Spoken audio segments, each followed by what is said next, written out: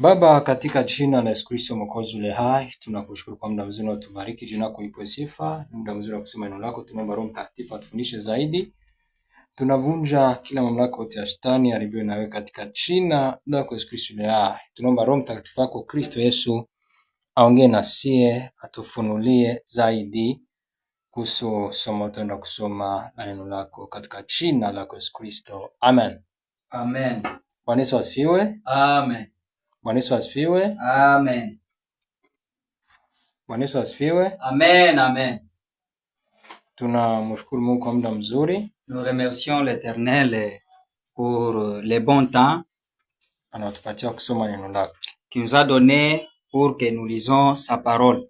Somo la leo, la leçon d'aujourd'hui inaitwa s'appelle pahali la place upako wa mtumishi ou l'onction d'un serviteur de Dieu. wa Mungu unapoikaa. La place là où l'onction d'un serviteur de Dieu reste ndani yake, dans lui. Tasoma katika kitabu cha pili cha Wafalme sura ya 5 mstari wa kwanza mpaka wa 4.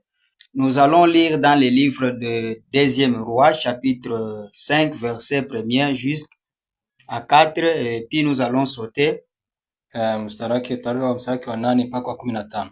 Nous allons sauter de 8 jusqu'à 15. Tusome katika jina la Yesu Kristo. Amen. Basi Naamani jemadari wa jeshi la mfalme wa Shamu alikuwa mtu mkubwa mbele ya bwana wake na mwenye kuheshimiwa, kwa sababu kwa mkono wake Bwana alikuwa amewapa Washamu kushinda. Tena alikuwa mtu hodari wa vita, lakini alikuwa mwenye koma. Na Washami walikuwa wametoka vikosi, wakachukua mfungwa mmoja, kijana mwanamke kutoka nchi ya Israeli, naye akamhudumia mkewe Naamani. Akamwambia bibi yake, laiti bwana wangu angekuwa pamoja na yule nabii aliyeko Samaria, maana angemponya ukoma wake. Mtu mmoja akaingia akamwambia bwana wake, akasema, yule kijana mwanamke aliyetoka nchi ya Israeli asema hivi na hivi. Tuende kwa mstari wa 8 mpaka 15.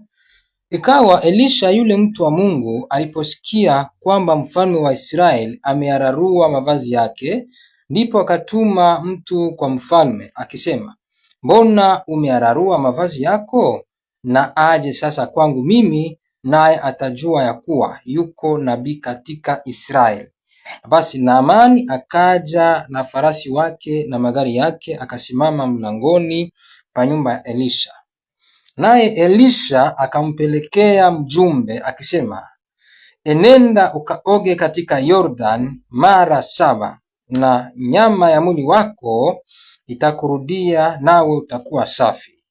Lakini Naaman akakasirika, akaondoka akasema, tazama, nalidhania bila shaka atatoka kwangu na kusimama na kuomba kwa jina la Bwana Mungu wake na kupitisha mkono wake mahali penye ugonjwa na kuniponya mimi mwenye ukoma.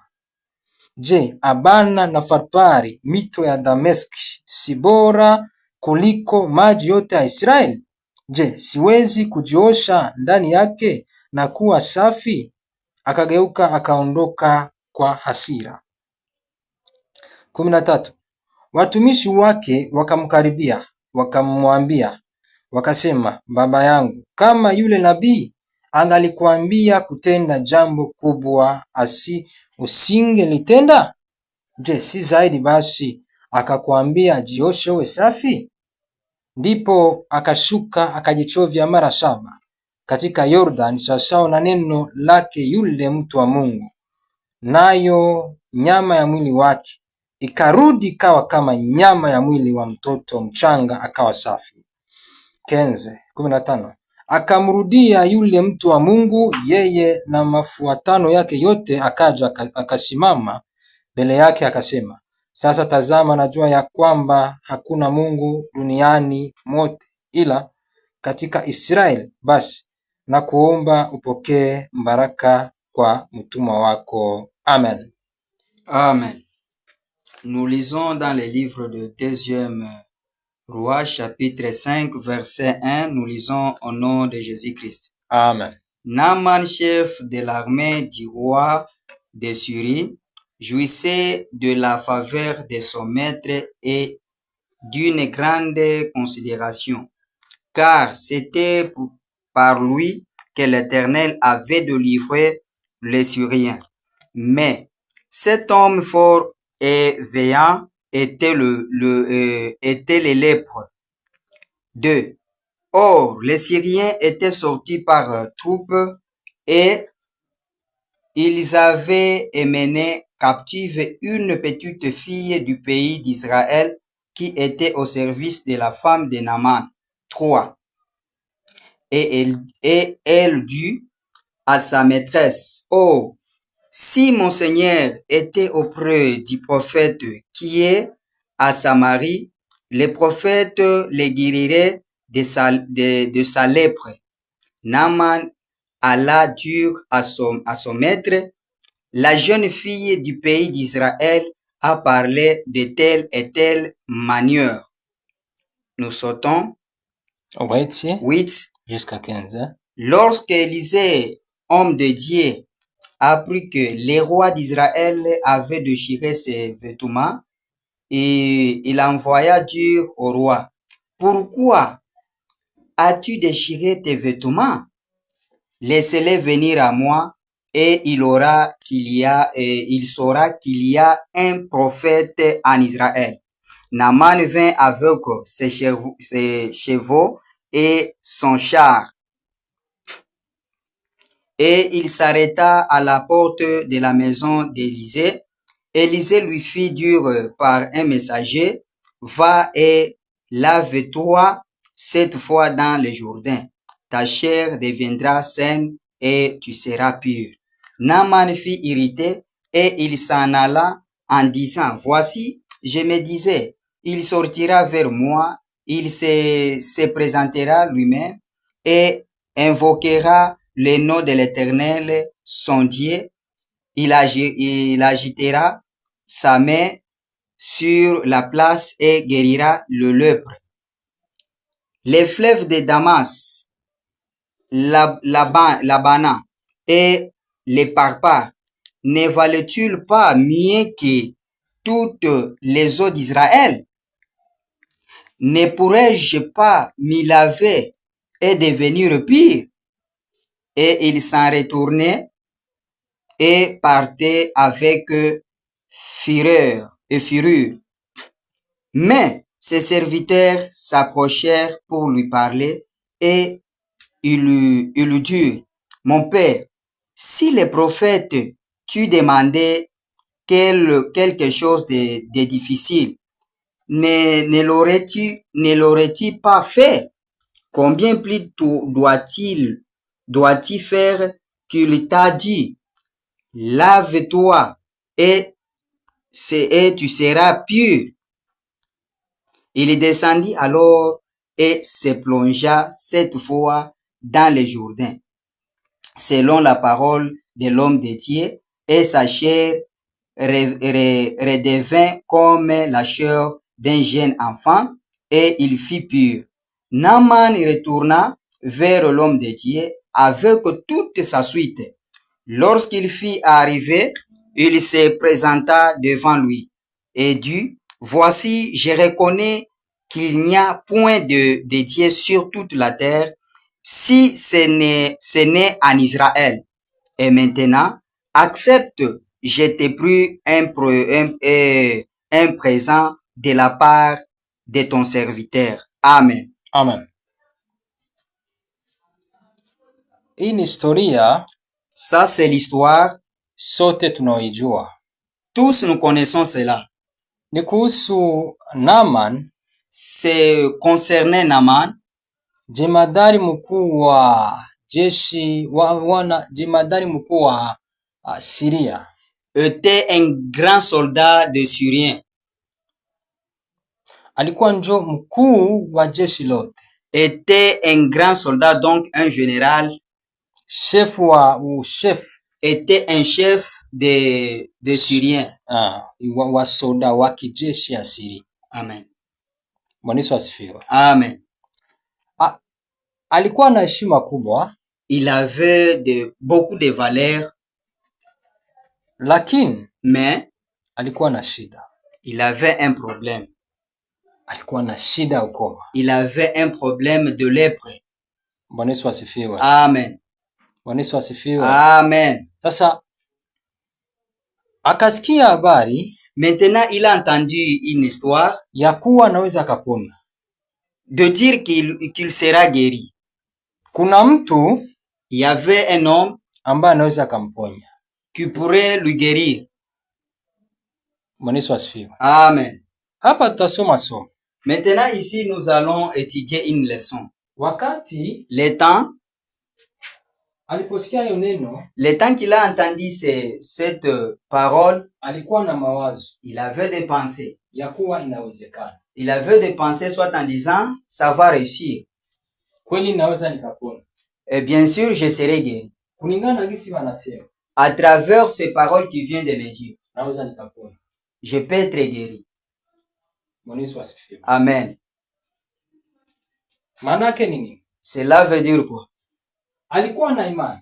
Il avait la foi, lakini imani yake ilikuwa na gisi alijenga mwenyewe. Mais sa foi était avec une façon comment il a construit ça. Akawaza akasema, il a pensé, il part. Nikifika, quand j'arrive, kule ananiombea ananigusa, quand j'arrive, il prie pour moi et il me touche, itapona, je serai guéri. Lakini mais haiko mtumishi wa Mungu akufanya vile. Mais le serviteur de Dieu n'a pas pu faire cela. Hapana. Non. Mtumishi wa Mungu, le serviteur de Dieu, alitumia neno. Il a utilisé seulement la parole. Hapa napenda tusome vitu viwili tu. Ici nous allons étudier deux choses seulement. Ya kwanza, première chose, tutaangalia imani ya mtu ni nini? Imani kifo. Nous allons d'abord regarder la foi de l'homme, c'est quoi la foi?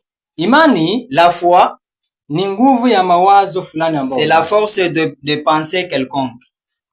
Bile yo unawaza, ce que tu penses, gisi unavidevelope, c'est que tu développes ça dans des pensées, gisi unazidi kuipatia nguvu mwe, c'est que tu commences à développer ile nguvu ya bile vitu. Maintenant cette force de cette pensée, ya bile vyo kunawaza, de cette pensée, ikisiki naenda inakomala, ça s'ajoute et où ça s'augmente comme de la manière que tu es en train de penser.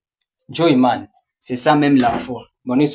Amen. Sasa wakati Naaman, maintenant le temps que Naaman alipoenda kuangalia nabii Elisha, le temps que Naaman était parti voir le serviteur de Dieu Élisée, alikuwa na mawazo, il avait des pensées, akaidevelope, il avait développé ça. Manake mwenye alijengea imani. C'est-à-dire que dans lui il avait construit une foi comme ça.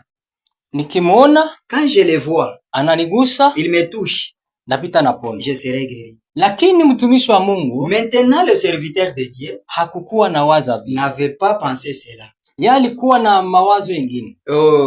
Le serviteur de Dieu avait autre pensée, ya kupona kwa Naaman, de faire guérir Naaman. Bwana Yesu asifiwe. Amen. Bwana Yesu asifiwe. Amen.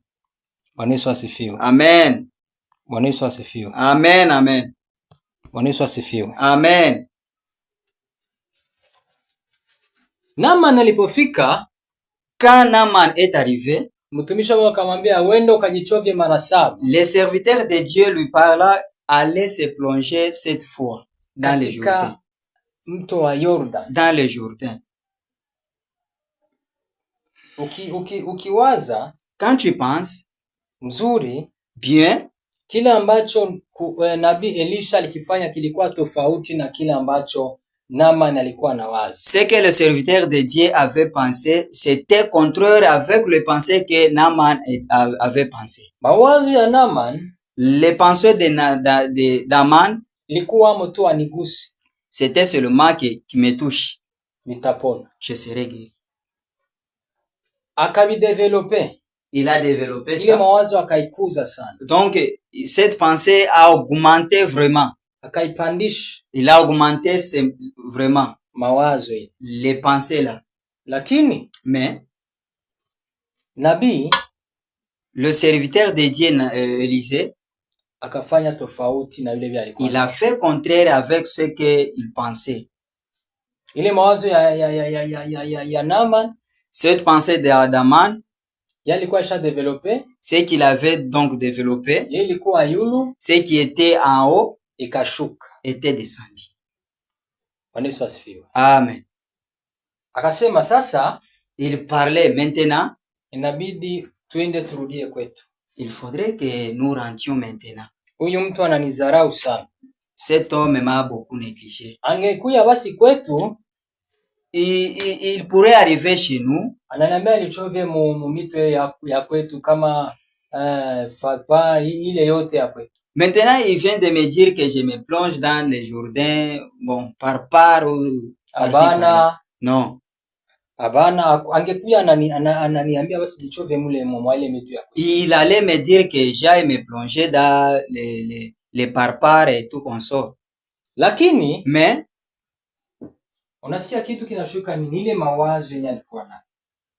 tu connais ce qui était descendu, donc c'est à travers ces pensées qu'il avait planifié ou pensé. Mawazo, maana ile mawazo kuishusha alikuwa anaonja imani yake. C'est-à-dire que les pensées là qu'il avait en descendant, c'est même la foi. Imani ya mtu ni nini? La foi de la personne, c'est quoi? Ni nguvu ya mawazo fulani ambayo. C'est la puissance de penser quelconque que l'homme pense.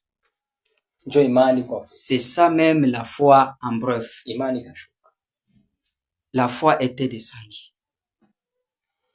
Batumishi yake, Ses serviteurs ndio alimwambia hivi, les avaient maintenant dit, mkubwa wetu, notre maître, unakatala kujichovya katika mto wa Yordan. tu refuses de se plonger dans les Jourdains. Je, Comment? ingekuwaje anakuambia kwamba ufanye zaidi ya hilo ambalo amekwambia kufanya? Mais comment quand il aurait te dit que tu fais des grandes choses ou des choses difficiles, n'est-ce pas, tu n'allais pas les faire? Haungefanya? Tu n'allais pas les faire. Nini walifanya? Quoi qu'ils ont fait? Walipenda tena wadevelope mawazo ya Naaman, lakini waidevelope sawasawa na neno la nabii. Donc, il voulait développer la pensée ou la foi maintenant de Naaman pour permettre à la pensée de serviteur de Dieu, de ce qu'il a dit. Balimupandisha imani. Ils ont augmenté la foi à Naaman ya kumuongoza kwa ile neno ya nabii, pour l'orienter à la parole des serviteurs de Dieu. Akaiendea. Il marcha maintenant à cette pensée. Il a vu maintenant la main de Dieu et il est guéri. Inamaanisha nini? Cela veut dire quoi? Wakati le temps mtu ana nguvu ya mawazo fulani, le temps que l'homme a la puissance de penser quelconque dans lui, ile ndio imani yake. c'est ça même sa foi. Akiendea mwa ile nguvu ya mawazo fulani ambayo anayo, quand il marche dans la puissance de cette pensée qu'il a, toute chose changera. Ingine pia napenda tuangalie. Deuxième point que nous allons voir, c'est quoi? Pahali ambapo upako wa mtumishi wa Mungu. La place là où il y a l'onction d'un serviteur de Dieu. Nini ambacho Elisha alikifanya? Quoi que le serviteur de Dieu avait fait, alituma upako wake wa kuponya Naaman. Il a envoyé l'onction qu'il avait pour guérir Naaman katika mto wa Yordan, dans le Jourdain. Bwana Yesu asifiwe. Amen. Katika mto wa Yordan, dans le Jourdain. Mawazo ya Elisha, le pensée d'Élisée, ndio yalikuwa na upako. C'est ce qui avait l'onction ou la puissance. Aliwazia Naaman, il a pensé pour Naaman kuwa yeye akienda mule mu Yordan, dès qu'il s'en va seulement dans le Jourdain, ndipo atakuta upako. C'est là où il va trouver maintenant cette onction. wa kumponya. de lui faire guérir. Elisha Élisée, alituma upako katika mto wa Yordan. il a envoyé l'onction dans le Jourdain. Bwana Yesu asifiwe. Amen.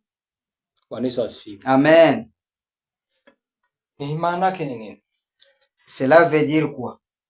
Wakati Le temps, mtumishi wa Mungu le temps que le serviteur de Dieu, anapokuwazia vizuri, il pense mieux pour toi, neno analokutamkia la parole qui te parle, la kuendana na mawazo yake qui se marche avec ses pensées, litakutokea.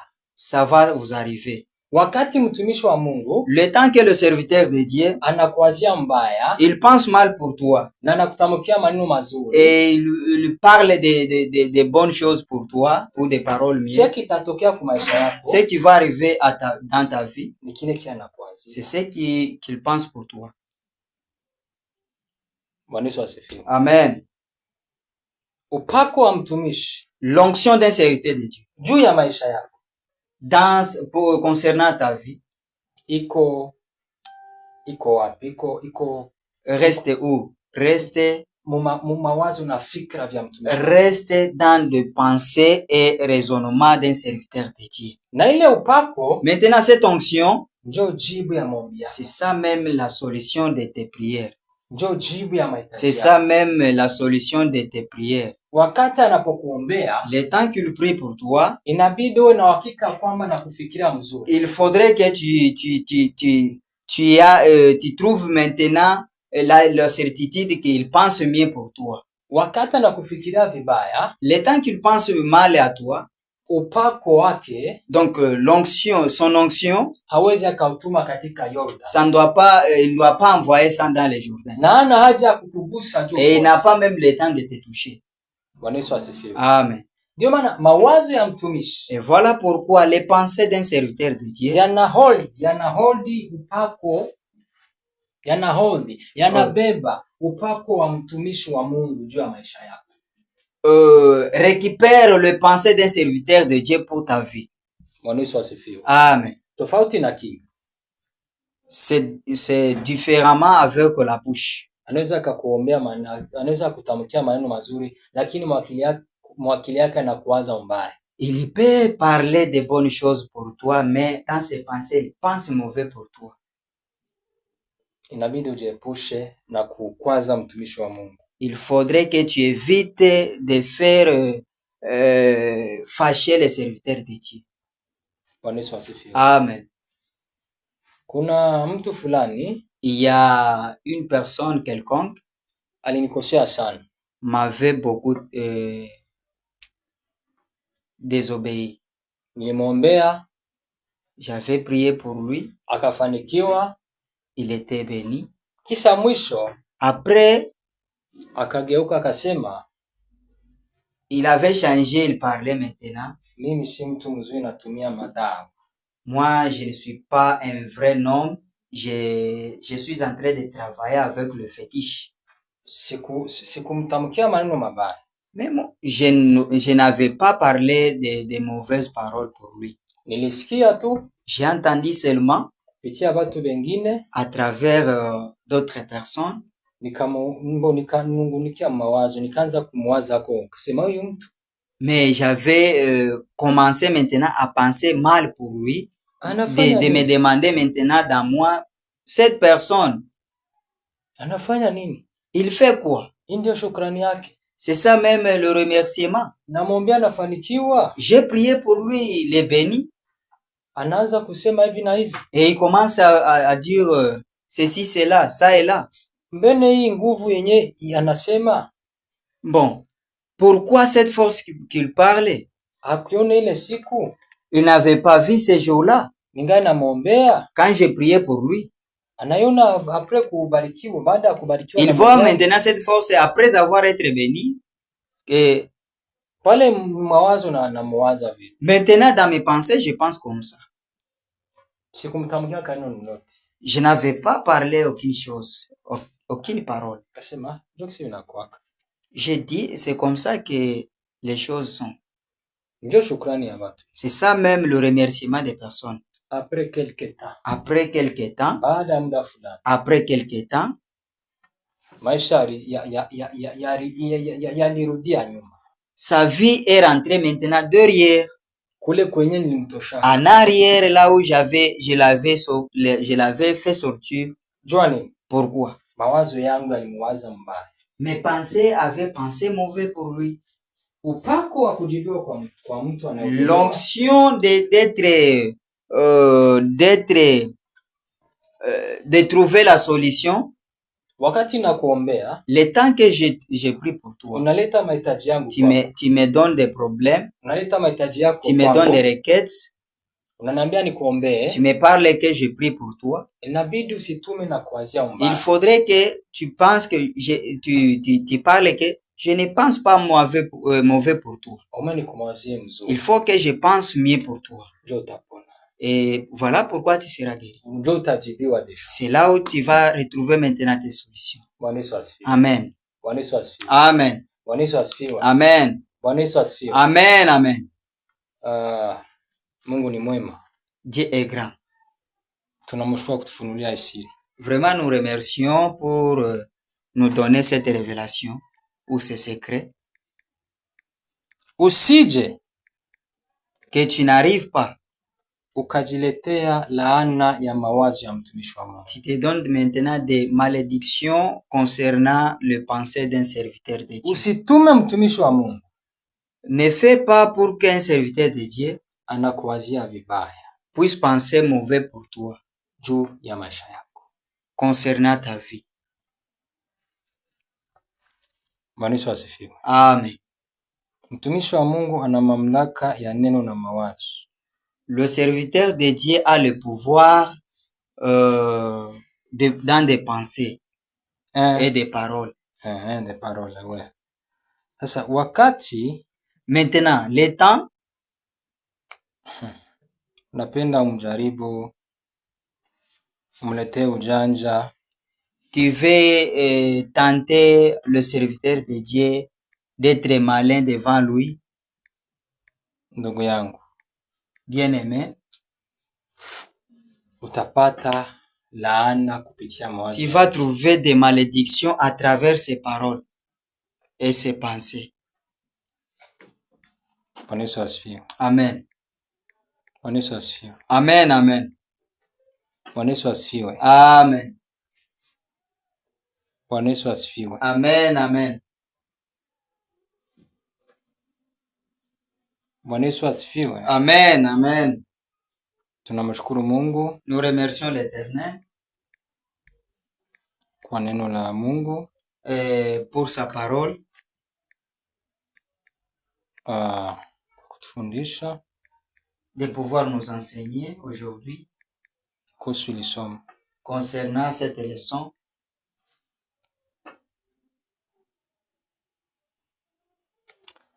Tutaomba. Nous allons prier. Kwa kitu ambacho nitakuomba tu, ce que je vais te demander seulement, usitimame mtumishi wa Mungu anakuwa na mawazo mabaya juu ya maisha yako. Ne fais pas que le serviteur de Dieu puisse penser mal à toi. Juu yako. Concernant toi. Mungu akubariki. Que Dieu te bénisse. Tuombe. Prions. Baba, katika jina la Yesu Kristo, Père, au nom du Seigneur, tunakushukuru kwa somo la leo. Nous te remercions pour l'enseignement d'aujourd'hui. Tunakushukuru kwa ufahamu unaotupatia. Nous te remercions à travers la sagesse que tu nous as donnée aujourd'hui. Jina lako lipewe sifa. Que ton nom soit béni. Tunakuomba tupatie kuwa na maarifa. Nous te demandons de nous donner avoir des capacités vya kuheshimu watumishi wako, de pouvoir respecter tes serviteurs na kuwaogopa, et de les craindre aussi. Utuwezeshe. Donnez-nous la force. Na ututoe kwa malana yote aliyotupata. Fais-nous de faire sortir des choses qui vont nous arriver, le mal. juu ya kuwazia watumishi wako, juu ya watumishi wako, juu ya kutuwazia mbaya, pour que tes serviteurs ne puissent pas penser mauvais pour nous.